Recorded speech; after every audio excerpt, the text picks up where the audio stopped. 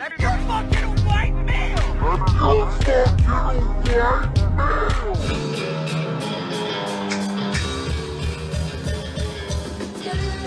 Okay, cool. Okay. Finally. Hola a todos, soy un tío blanco hetero, and I'm here with Dr. Jordan Peterson, professor at the University of Toronto, author of the book Maps of Meaning and 12 Rules for Life, 12 Reglas para Vivir. That is the one that is presenting right now in Spain that has currently sold more than 12 million copies worldwide. No, it's two and a half. 2.5 million copies. Yeah, it was a bit of an exaggeration last night. Well, it seems like that. Congratulations for the Thank 2 million you. copies. It's not 12 millions, but It's still some millions. It's still a little bit, so a couple of millions in there. So thank you very much for being here. First of all, I have to say that you have been quite an inspiration for me and the work I do, and I've been following your trajectory for the last year and a half, more or less the time that you have been a public figure, I believe. And you know, most of the subscribers in my channel knows you and everything, and you may be wondering why I'm dressing like this. Well, the thought had crossed my mind. Yeah, well, and I'm dressing like this, and the name of my channel is Some White Straight Dude, that is kind of like the enemy of Western civilization for some people. And fundamentally what I do in my channel is a critique of identity politics, and I dress like this and call myself like that as a satirical way of denying my identity and adopting the collective identity that is the enemy of political correctness right now. And since February, my channel has grew quite a bit, and it has been successful enough for me to be here interviewing you, which is quite something, and I appreciate that. So my question would be like, why would you think something like this could be attractive for people right now? It's very hard to see. Well, I think the fact that you were willing to, play a bit of a joke on yourself is helpful, because a lot of the people who've been successful on YouTube have a comedic touch. You know, Joe Rogan's a stand-up comedian, and Dave Rubin is a stand-up comedian. And I think when there's a certain amount of absurdity at foot in the political arena, then a comedic touch is extremely useful. And one of the things I've seen, as I've become more well-known, is that people have directed a lot of, ill humor towards me, the critical types, but also provocative good humor. So I don't know how many memes have been created about me, but I suspect they number in the thousands. And some of them for a while had to do with that Muppet Kermit. And more recently, they've focused on lobsters and such things. And I really paid quite a bit of attention to that because I found it amusing and played along with it, especially the frog bit. Because someone had pointed out quite a while back that my voice sounded a lot like the person who ran Kermit. And I thought, oh no, that can't be true. And then I listened and I thought, oh, actually it is true. And I thought, well, that was a good joke on me. And so I played along, and with the memes too, I played along. And because of that, the humor has remained positive.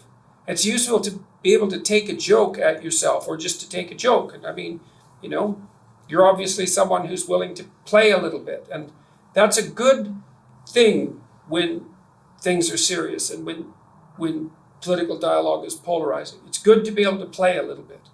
And so, and maybe, I don't know, maybe you're also good at what you do. There's always that possibility. Yeah, that's...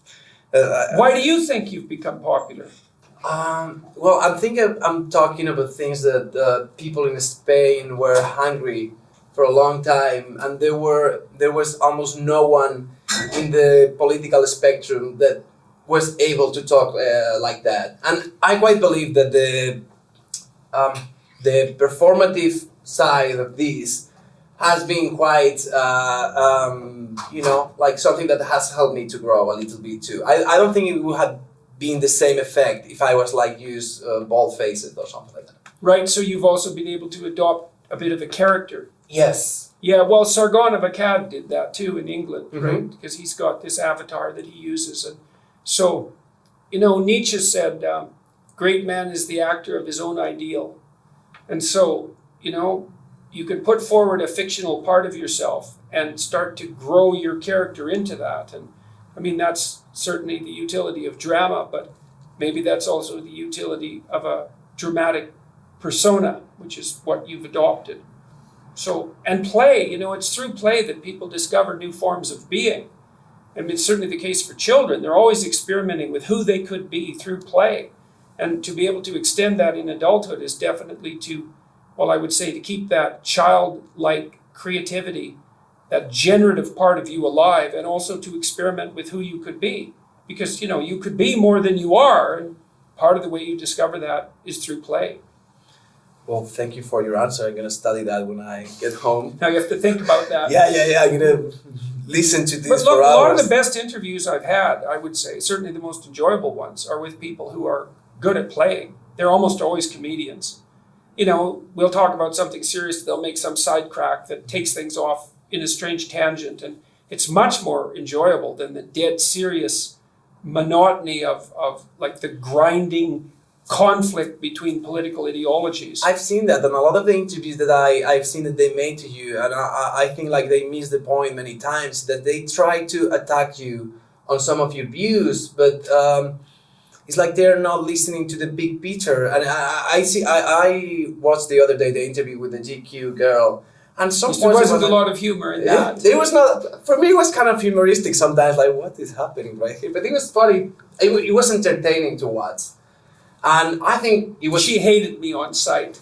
That's for sure. Mm-hmm. But it has a lot of success, that interview. Like, yes. A lot of views. Like the one with Kathy Newman in Channel 4, it has a lot of views. But it's interesting. Let's talk a little bit about your job. Your experience as a psychologist is reflected in Maps of Meaning and 12 Rules for Life. And many people criticize your work for not being scientific enough, for using psychoanalysis, for using authors as Jung or Freud. And that is one of the main critics of the official College of Psychologists in Spain, that at the same time said that you represent the values of patriarchy. That's what actually they say. Really? They say like that this in February when your first interview came out. And I was about to contact you, like saying like, dude, look what the College of Psychologists have said, but at the end I didn't do it. But now that I'm here, I'm gonna ask you, like, what do you think about the critics for using psychoanalysis in your books? And what do you think about these specific accusations from something like the College of Psychologists of Spain that it's supposedly all for science, but at the same time they can put their publication record, their scientific publication record up against mine. Yeah, that's no problem. We'll see who's better at using the scientific method in terms of reputation. But don't you think that it's kind of like they say like this all for the science, but at the same time they're using these abstract concepts as patriarchy, right? Well, in order to attack you. Good point, right? And I was like, there's a bit of a contradiction there. It's a little bit. Yes, I wouldn't make the erroneous assumption that postmodernist critical types are known for their internal logical coherence. Mm-hmm. So,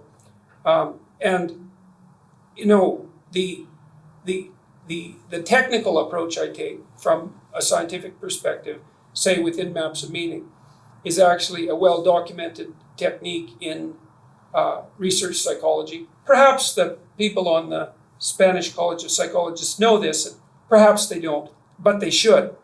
So there's a technique called multi-trait, multi-method matrix construct validation. It's a hell of a mouthful.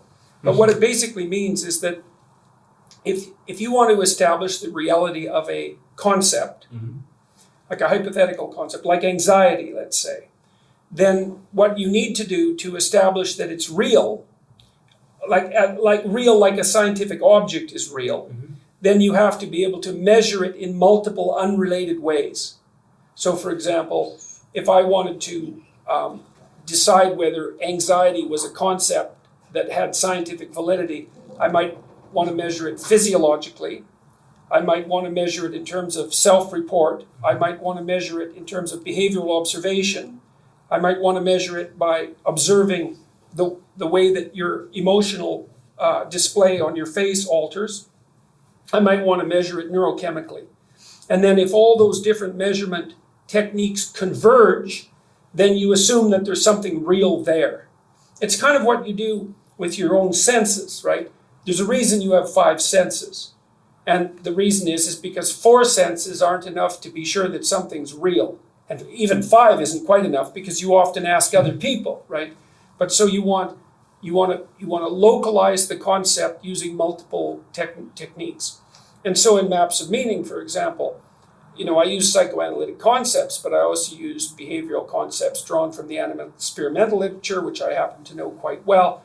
And I use studies of religious stories and ancient mythology. And I use concepts drawn from philosophy, and I used concepts drawn from behavioral clinical psychology. And I was using all that to triangulate to ensure that what I was talking about was reflected in multiple different domains. And if people don't think that that's a reasonable scientific approach, then I might suggest that they go back to their elementary textbooks and start to do some more studying. Because every psychologist who's properly educated knows perfectly well about multi-method, multi-trait construct validation. It was established in the late 1950s, and it's the gold standard for determining whether or not something exists from a scientific perspective inside the field of psychology using psychometrics. So it's like people who should know a hell of a lot better come after me for my scientific credibility, but I don't understand their perspective. I have something approximating 10,000 citations, and I'm in the 99th percentile for cited psychologists on ResearchGate. So, I'm not particularly feeling guilty or second rate with regards to my contributions to the scientific community. This is a good answer for the College of Psychologists of Spain. I'm going to cut this clip. We might also point out that the College of Psychologists of Spain is probably somewhat of a patriarchal institution in its own right, just for the point of completion, let's say. Mm-hmm. It's most likely. Okay, now I'm going to make you a question about religion, okay? Many religions have like a 2-part structure. One part is made up of simple commandments like don't kill, keep Sabbath, don't eat pork, designed to act in a useful way. The other part is made of paradoxes and parables designed to make you think. And it seems that the paradoxes and metaphors have a more lasting value than the axiom commandments. And yet you have said that to believe is to act as if God exists. But since most of the value in religions is in these parables, will it not be more accurate to stress that one should reason like if God exists rather than simply following blind commandments? Okay, so that's a good complicated question. So okay. There's about 3 questions in there. So the first one is the relationship between the parable structure and the commandment structure. Okay, so you could put that on a broader background, and you could say that religious structures have 2 elements. There's a dogmatic element and there's a revelatory element or a spiritual element. And the parables and the stories would be sort of midway between the revelatory or spiritual element and the dogmatic element.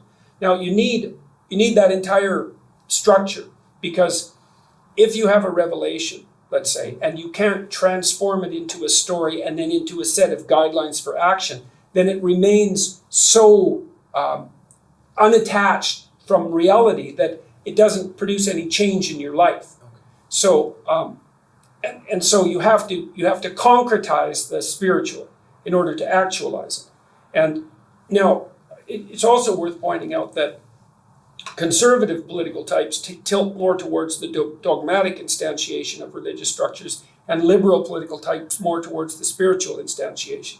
So the liberal types insist that the whole dogma is nothing but an impediment to the spirituality, and of course the conservatives say, well, no, these are the rules that hold society together. So now, part of the problem is that the dogmatic structures are probably more susceptible to aging than the revelatory structures and the stories, because they're more abstract. They cover more territory, but at a lower level of resolution.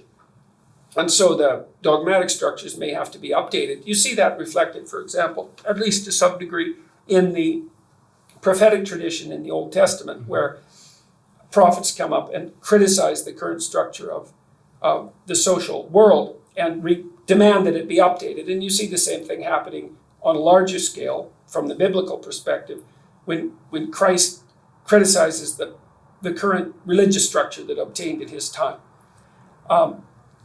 Now, so that's the first part of the question. The second part had to do with action. You don't want to make the mistake of assuming that action that's oriented properly is purely dependent on following a structure of rules, because it is and it isn't. You know, to some degree, while we're sitting here, for example, you and I are both following the conventions of a typical discussion. There's give and take. You ask me a question, I assume it's in good faith. I try to address that question instead of taking it in some direction that might serve an agenda of my own. We're paying attention to each other. We're matching each other physically to some degree, so there's a bit of a dance going on. So there's a rule-governed structure there that we're adhering to. But at the same time, we're doing something dynamic. And so to act properly is to take that rule-governed structure and to act it out properly. That keeps everyone's expectations aligned, but also to do something dynamic that's occurring at the same time. And that's that balance between chaos and order. You have to have one foot in order. That's following the rules.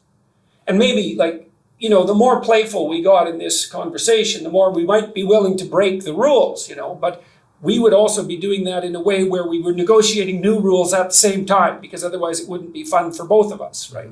Now, and that can happen. But you want to keep one foot in order and one foot in chaos.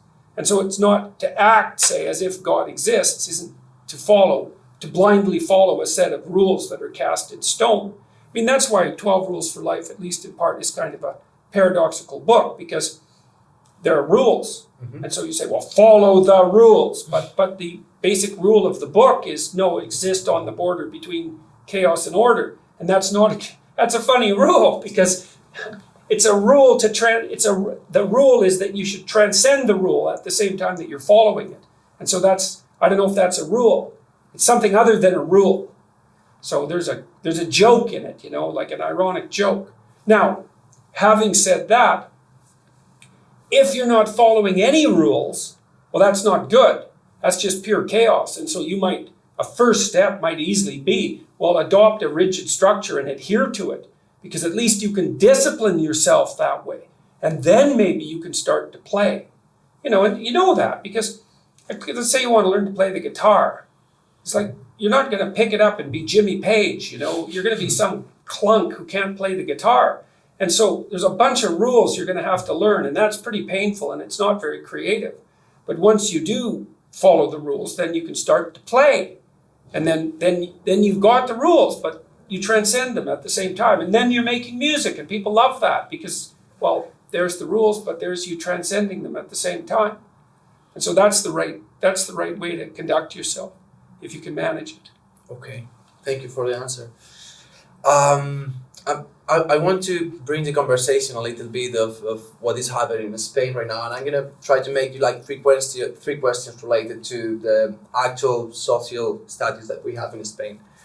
And the first of all is like in Spain we have seen 2005 gender violence law that only includes the violence that men inflicts on women, but not the opposite. Our legal system judges in a different way the same crimes depending on the gender of the criminal, and this is a law that doesn't have any precedent in other Western countries. This kind of legislation is only happening right now that I know in Spain. Mm. And with the past of the years, this law is getting like more and more ramifications that they are jeopardizing like due process and presumption of innocence and things like that. And the first question would be like, what do you think is the danger in this kind of laws? And what could be like the consequences of continue for a path like this? Well, you laid out some of the dangers. I mean, there's a fundamental legal rule that characterizes functional Western democracies, which is the same law for everyone. Mm-hmm. Right, okay. Well, if you regard the law as nothing but an implementation of the patriarchal tyranny, then you have no problem messing around with its fundamental presumptions, its axioms. But you do that at your peril. It's like, okay, well, now different law for different people. It's like, all right, well, now you've opened the door. So where's that going to end? Well, we don't know. I don't know either, but my suspicions are that it's not a wise precedent. You know, equal under the law. That meant everybody, right? It meant the king. It meant the peasant. It meant everyone. And, you know, there's a certain amount of arbitrariness in that, in some sense, because people, the king and the peasant don't have the same circumstances. But as a universal principle, it's a hell of a thing to have some respect for. So, you know, you talked about some of the ramifications, like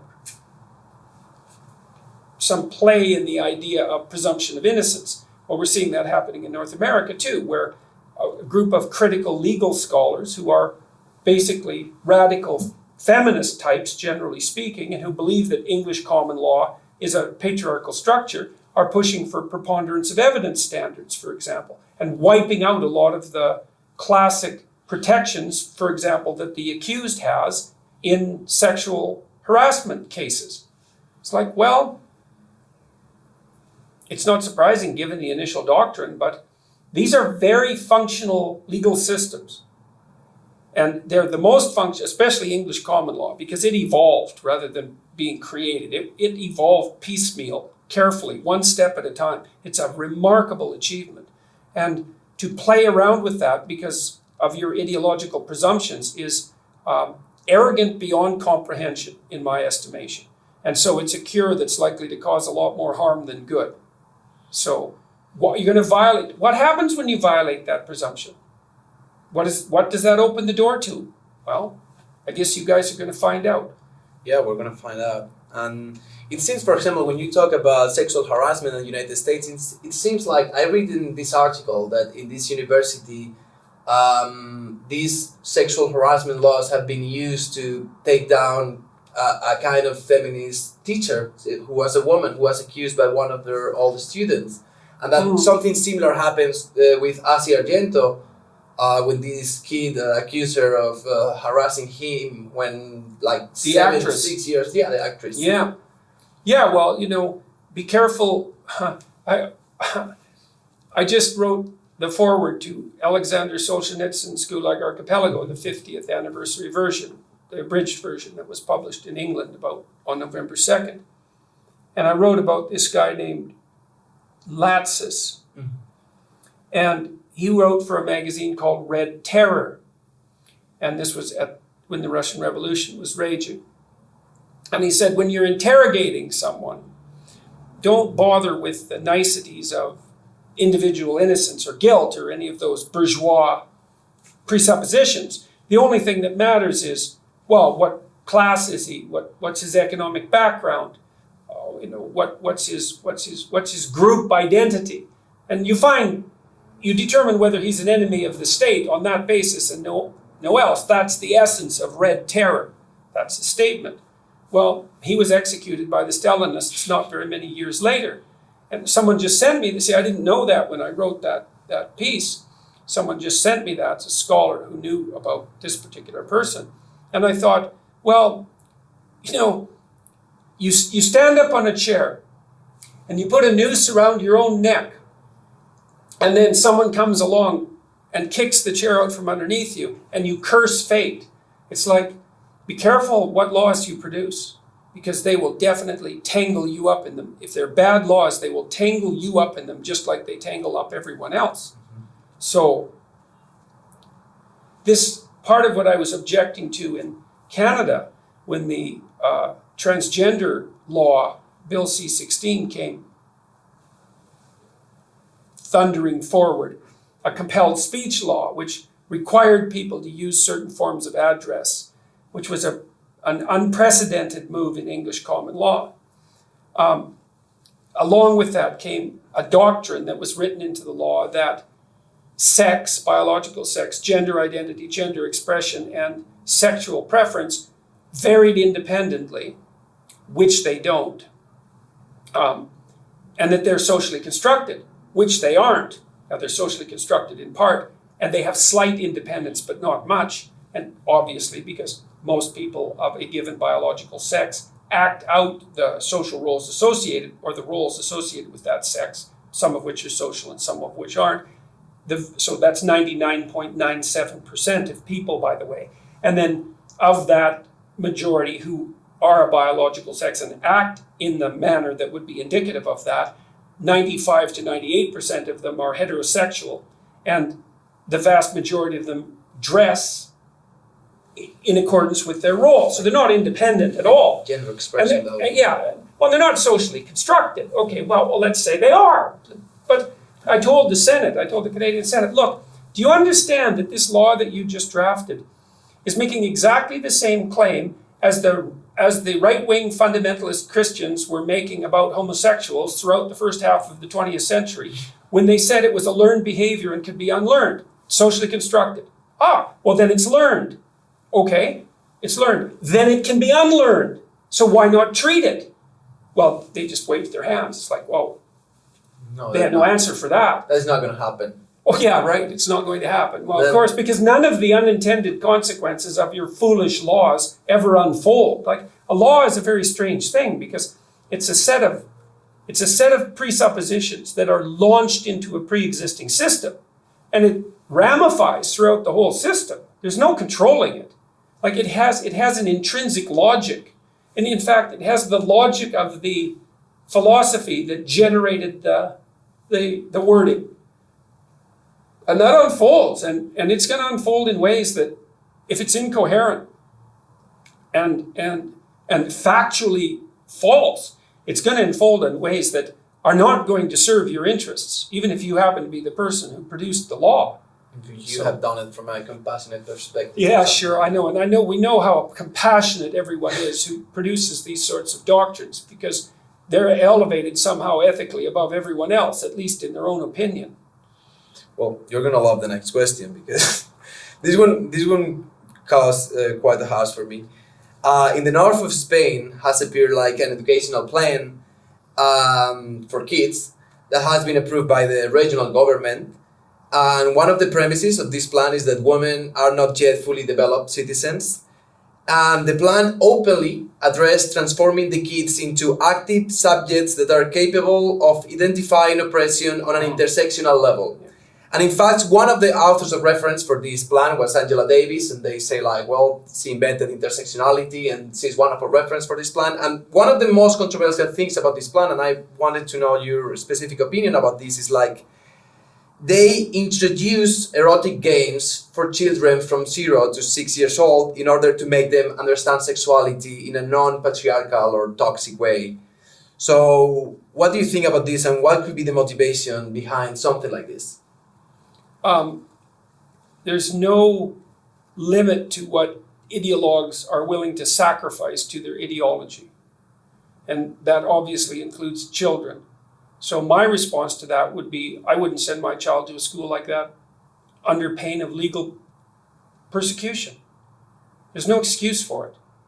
And that whole idea of intersectionality, it's one of the weakest intellectual ideas I've ever encountered. One of the strange things about these ideas that have become so current, the idea of the patriarchy, the idea of white privilege, the idea of intersectionality, the idea of safe spaces and toxic masculinity and trigger warnings and microaggressions, is that, they're developed by sociological thinkers with no empirical evidence whatsoever, and with absolutely no knowledge whatsoever of how to do proper measurement, for example, and no notion that there is even a science that outlines how to do that, and no remorse for not understanding anything about it, much less knowing anything about biology. All of that has been developed in a kind of a ghetto, in some sense, inside the university, and no serious scholars have had anything to do with it. They've just gone off and pursued their science, their social science, to the degree that that can be serious, or their humanities investigations to the degree that that's not contaminated by political correctness, or their science, technology, engineering, and mathematics. They thought, well, we're not having anything to do with that. Well, the consequence of that, especially because those fields have been heavily subsidized for 40 years, is that these ideas have become predominant, despite the fact that they're weak beyond belief. So the idea of intersectionality, it's like, well, what's that idea? Let's take it apart. Okay. People have group identities. Okay. That's not the observation of a genius. It's self-evident, all right? The group identity can be the axis of oppression. Well, that's a Marxist axiom, so I'm not comfortable with using that as the fundamental descriptor of the structure of reality, but there are differences between power in groups, so you can think about it as something that in some circumstances has an approximate truth.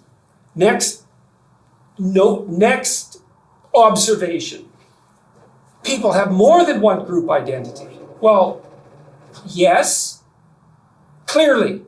Well, what's that? Is that where the genius of intersectionality comes? The award-winning academic discovery that we have more than one group identity? Well, not. Let's extend it a bit. Well, how many group identities do we have? Well, we have an indefinite number of group identities. So that turns out to be a big problem. Because, well, first of all, and this is where postmodernist logic eats itself. So you say, if you're a postmodernist, there's an indefinite number of ways of interpreting this text. So how can you tell which way is canonical? How do you rank order the value of interpretations? Well, you can't. Well, so what's the alternative? Well, you use the interpretation that gives your group the most power. Okay, so that's the postmodern approach to literature. And it's infused by that Marxist doctrine that the world is a battle place between different group identities. Okay, fine, let's play that game. Let's play that with intersectionality. All right, well, how many group identities do you have? Well, you're from a particular social class, you're a particular race, you're a particular ethnicity. Now, your ethnicity could be subdivided. I don't know exactly what your ethnicity is, but most modern people are the mixture of several ethnicities. And so let's say you've got 4 different ethnicities. So now you're already let's say you've got 6 different identities there. Then you're male, then you're of a certain age, then you're of a certain attractiveness. Is that a canonical? I mean, we have lookism. That's got to be a canonical group. Then you're abled in some way. So there's the whole axis of disability, let's say we could talk about. You're in a particularly unique category in accordance with your physical health. How about cognitively? You certainly exist somewhere on a spectrum with regards to your cognitive ability. You've got at least 5, you vary in 5 dimensions of temperament. Do each of those qualify as a group? Okay, so now we're up to like 20 groups here. And so, okay, but there's more. We could continue. There's more. So, which of those are the most important groups? Well, how do you know? Who decides? Well, is it the same people who are using power to decide what the canonical interpretation of a text is? So now, right now, it's, well, sex, that's the most important one, or gender, or race, or ethnicity. Well, why those 4? And then we have the intersectional problem, which is, well, if you're oppressed or an oppressor along each of those dimensions, then your oppressor or oppressed status is a consequence of the interaction between all those identities. Well, that multiplies beyond control almost instantaneously. I mean, the whole reason that people in the West decided that we were going to treat each other as individuals is because that's the ultimate logical extension of the idea of intersectionality. You're the nexus of so many individual differences that there isn't anyone like you. That's it. Right. So to predicate an entire education system on a concept as transparent and appallingly shallow from an intellectual perspective, as poorly thought through, and so thoroughly political as intersectionality, is to sacrifice children on the altar of the ideology of political correctness. And so good luck with that. Yeah. So luckily children are more resilient than we think, and will likely rebel against that kind of state neo-colonialism, to use another postmodernist term. I guess the neo-colonialism that involves invading the family is a perfectly acceptable thing to do as long as you're doing it under the doctrinal guidelines of political correctness. So it reminds me of that recent Atlantic Monthly article review of a political science paper that was one published. with the guys who were like making like these papers for these. No, this is a different one. They took the political spectrum from radical left to radical right, and then identified the racial and economic constituents of each of the groups. The most racially homogenous group were the radical leftists. They're all white. They're the ones who are least convinced that political correctness is a problem, whereas the minority groups that they purport to serve are convinced in the majority that political correctness is already a problem, and they have a mean income of more than $100,000 a year, so they're also rich, and they're much more likely to be well educated. So paradoxically, the most racially and economically homogenous group, the most patriarchal group across the entire political spectrum, is the radical collectivist leftists, who are almost all Caucasian, well-educated and rich, in imposing their neo-colonial view of the oppression of minorities on minority groups who, by a majority of about 80% across the minority groups, think that political correctness has gone too far. So it's no wonder you dress like that. Yeah, all of this is so bloody absurd that you can hardly even believe it. No, I think that's because my dress fits with so many people, I guess. I'm gonna finish with one question that happened like a week ago, and you might have heard about that. It has caused like a little bit of a tantrum here in Spain. It's like last days we received like this news that in Los Angeles they had put down like a Columbus statue. Mm-hmm. And Mitch O'Farrell, like a councillor in LA, said that his acts contributed to the greatest genocide ever recorded. His image does not have to be celebrated anywhere. And looking at the Native American demographic density in South America and in North America, it seems that if we have to talk about the genocide, it will not be precisely from the Spanish colonies, but for the ones in the north. You're just looking at the demographic intensities in one side or the other. So regardless of this, I know that you are part of honor of a Native American tribe, and I would like to know your opinion about this thing with the Columbus statue and what this could mean. Well, first of all, the vast majority of deaths that occurred in Central, South, and North America were actually a consequence of pestilence, apparently. I mean, the historical records are somewhat patchy, let's say, because of the lack of written documentation. But there are plausible estimates that something on the order of 90% or higher, 95% even, of the Western Hemisphere native population was wiped out by successive plagues, smallpox, measles, mumps. Smallpox, measles, mumps. Those were the three big killers, if I remember correctly. There was one other one that I can't remember. And so a tremendous amount of death was associated with that. Obviously, there were terrible clashes between the European arrivals and the native populations. And exactly how to conceptualize that historically is a difficult problem.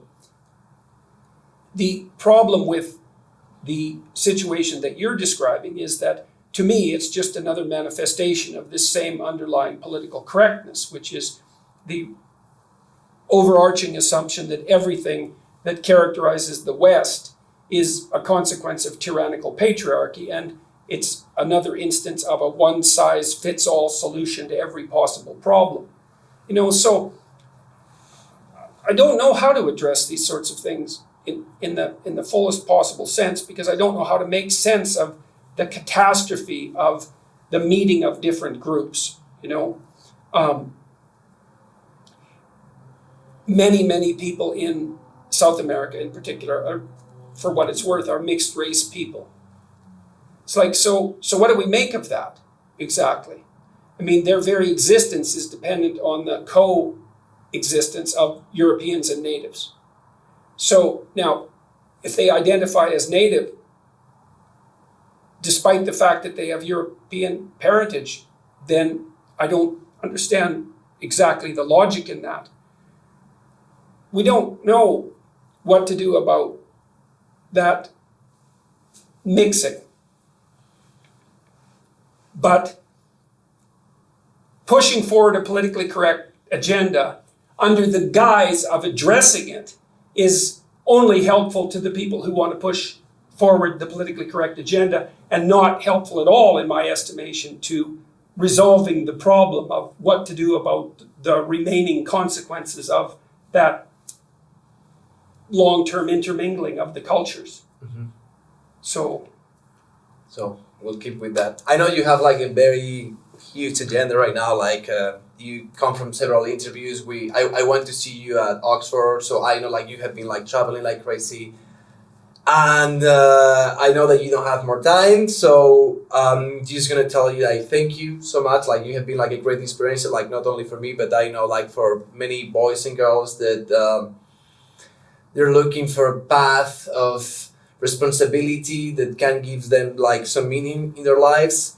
So I'm just gonna end with a very small question, and then we can shake hands. And it's like,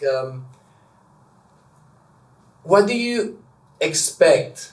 What is the meaning that you expect to have, like the impact of your figure in the world? So look, when I'm traveling Yeah. around now, I meet people all the time on the street or in airports, wherever I happen to be, in cafes. And so that happens a dozen times a day if I'm out. And it's almost always the same thing, is that, first of all, people come to talk to me and they're usually apologetic about it, very polite. None of the encounters I've had in public have been anything but positive. And they usually have a story to relate to me. So I met a young woman on a bridge 2 days ago, in Helsinki. And she was originally from Pakistan when she was very young. She was living in Berlin, and she'd come to Helsinki to listen to me talk. And she stopped me on the bridge. My wife and I were walking across. And she looked pretty nicely put together, you know. She was well dressed, and she looked like she had herself in hand pretty well. But she broke down pretty quickly and started to weep, and she said that a year ago that she had been deeply suicidal, and that her relationship with her mother was in disarray, and that she'd been watching my lectures, and that she put her relationship with her mother back together, and she started to fortify her life, and that as a consequence of that, she was doing much better and was much more positive about the future and much more optimistically oriented towards what things might be, and certainly no longer suicidal. And so that's what I hope my effect will be. You know, it's one person at a time as far as I'm concerned. And I hear stories like this constantly. And sometimes they're not that dramatic. And sometimes they're more dramatic. And people meet me after my talks. I have a meet and greet, a formal session where people can meet me afterwards if they want to. And they usually have, not long, 15 seconds or something, to have a brief conversation with me, which isn't long, but they tell me the same sorts of things. And they usually have triumphant news of some sort to share. I'm done with my addiction. I quit smoking. I've lost 50 pounds. Or they come with their father and say, look, I put my relationship with my father back together and we're in way better shape. And so then they're both there and they're happy as hell to see me and to tell me this. Or I talked to my boss because I watched your lecture on agreeable people and realized that I was resentful and needed a raise. And I went and talked to my boss and I got like a 30% raise. Or, you know, I've started a new business. Or they're telling me that they've come out of their nihilistic pit and are striving forward in some positive way. And every time I hear that, I think, that's one more person, man. And as far as I'm concerned, you know, our cultures are made up of individuals. And every time there's an individual who stabilizes themselves, then the whole culture gets stronger and more than we think. And so the more people that can happen to, the better, as far as I'm concerned. And that's dead in keeping with my role as a professor and educator and also as a clinical psychologist. So the more of that, the better, as far as I'm concerned. And so that's what I'm hoping my role will be. That's what it's been trying to be since I wrote this book, because I realized that it was the abdication of individual responsibility that allowed totalitarian catastrophe to prevail. So what do you do about that? You encourage strength and nobility and responsibility and truth and vision at the individual level. And so that's what I'm trying to do. And so it seems to be, it's working enough so that I'm highly motivated to continue to do it. Thank you, Professor Jordan Peterson. You have one more person here that you have helped a lot. But And this is the book, 12 reglas para vivir. Voy a poner el link en la descripción. Lo podéis comprar en el link en la descripción, que va a ser de Amazon o algo así. Y si no, en las librerías, en el FNAC, en la Casa del Libro o en cualquier librería de vuestro pueblo. Muchas gracias otra vez, Dr. Jordan Peterson. You're the man. my pleasure. Thanks a lot. And we're done.